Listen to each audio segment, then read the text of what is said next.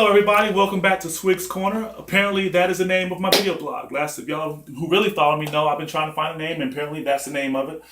Last episode we talked about the beginning of vision, starting a vision, and at the time when I did that one, didn't realize I was gonna have to do a part two.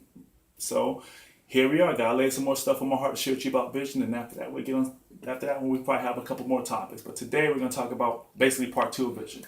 My experience with vision, one of the mistakes I've made, you have to pray and use discernment on who sent, or basically not who sent, but whose advice can you listen to? Because a lot of the times, people on the sidelines always want to tell you what your vision should be or what you should be doing. And at the times, I always thought it'd be obvious when something wasn't part of my vision, or it was wrong to do this, or we shouldn't do this, or we shouldn't do that.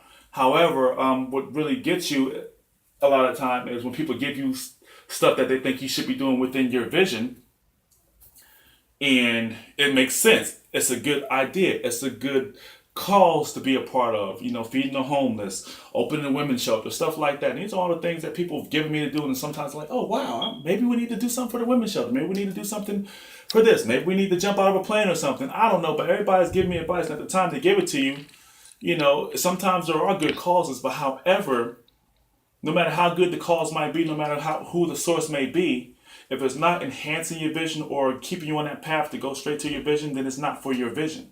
I'm not saying as a person, a Christian follower, or whoever, you shouldn't give into those causes or stuff like that. I'm just saying that you have to stay true to your vision, because you start getting distracted on too much stuff, then meanwhile your vision is neglected, and that's what God called you to be, what God gave you to be steward over. So you're neglecting the vision when you start straying from your vision. Your vision might be like this when God gives it to you, and every time someone gives you advice or gives you something you should be doing, and starts going like this, and next thing you know, your vision's all over the place. And we all know when you focus on something, that's what truly gets stuff accomplished. Think about Noah. What if he wanted to do other stuff other than build the ark? He had a certain time frame he had to build that ark. There's a lot of different stories in the Bible where you have to focus on your vision. It's not wanting to be a part of the body or team up with other people per se. It's just you have to be true to your vision. Don't let your vision become someone else's vision. And that's mistakes I've made. And also, other mistakes I've made, I've compared my vision to other people's visions. I saw what other people were doing.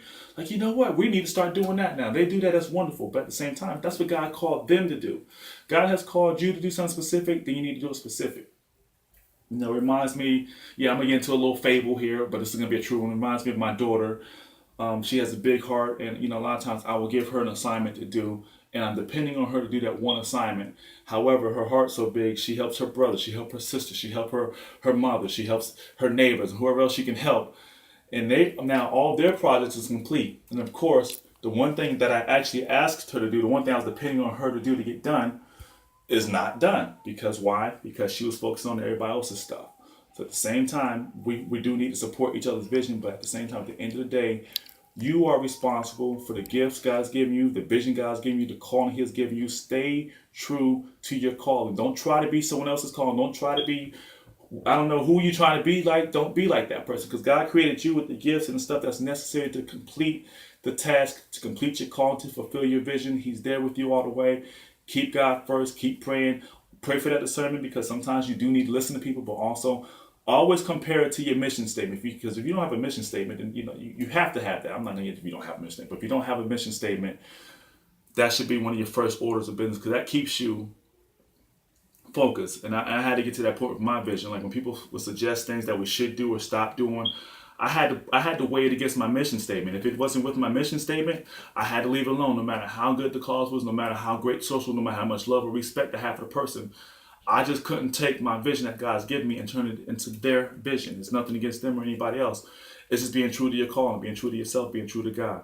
That's all I got on that topic. Next topic, I can't tell you. You just have to tune in, youtube.com, The Sanctuary.